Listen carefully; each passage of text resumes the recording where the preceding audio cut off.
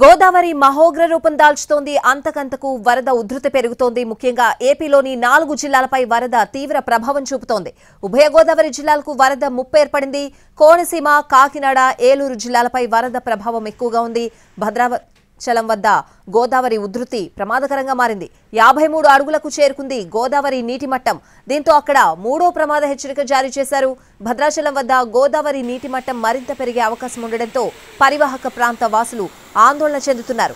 భద్రాచలం నుంచి కూనవరం, విఆర్పురం, చింతూరు మండలాలకు నిలిచిన రాకపోకలు.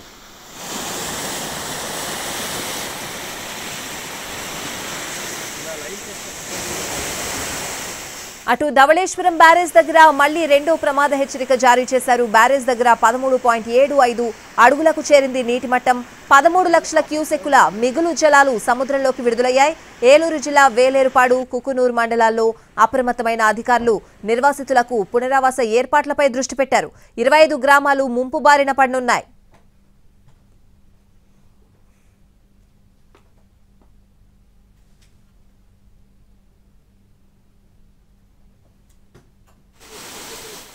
తూర్పు గోదావరి, పశ్చిమ గోదావరి, కోనసీమ, కాకినాడ, ఏలూరు జిల్లాల్లో భారీగా పంటలు దెబ్బతిన్నాయి. అల్లూరి సీతారామరాజు జిల్లా మెట్ట ప్రాంతమైనప్పటికీ అక్కడ కూడా వరదల వల్ల కొంత నష్టం ఏర్పడింది. ప్రాథమిక అంచనాల మేరకు ఈ వరదల్లో 4317 ఎకరాల్లో ఆకుమడలు పూర్తిగా దెబ్బతిన్నాయి. 1.06 లక్షల ఎకరాల్లో వరి నాట్లు వేశారు. అదంతా కూడా వరద నీటి ముంపునకు గురైంది. 3160 ఎకరాల్లో మొక్కజొన్న, 960 ఎకరాల్లో పత్తి పంటలకు నష్టం వాటిల్లింది.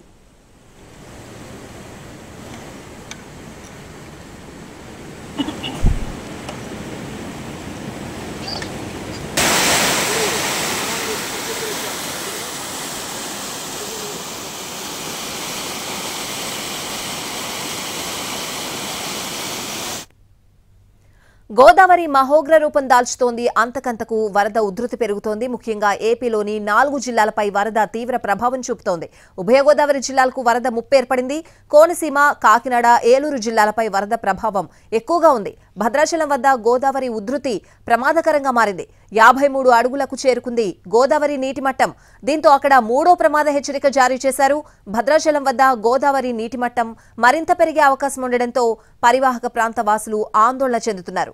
భద్రాచలం నుంచి కూనవరం, విఆర్పురం, చింతూరు మండలాలకు రాకపోకలు నిలిచిపోయాయి.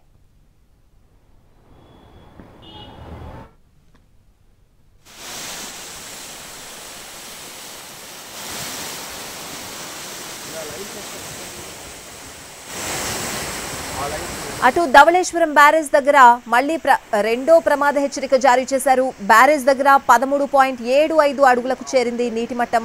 13 లక్షల క్యూసెక్కుల మిగులు జలాలు సముద్రంలోకి విడుదలయ్యాయి. ఏలేరు జిల్లా వేలేరుపాడు, కుక్కునూరు మండలాల్లో అప్రమత్తమైన అధికారులు నిర్వాసితులకు పునరావాస ఏర్పాట్లపై దృష్టి సారించారు. 25 గ్రామాలు ముంపు బారిన పడనున్నాయి. తూర్పు గోదావరి, పశ్చిమ గోదావరి, కోనసీమ, కాకినాడ, ఏలూరు జిల్లాల్లో భారీగా పంటలు దెబ్బతిన్నాయి. అల్లూరి సీతారామరాజు జిల్లా మెట్ట ప్రాంతమైనప్పటికీ అక్కడ కూడా వరదల వల్ల కొంత నష్టం ఏర్పడింది. ప్రాథమిక అంచనాల మేరకు ఈ వరదల్లో 4317 ఎకరాల్లో ఆకుమడలు పూర్తిగా దెబ్బతిన్నాయి.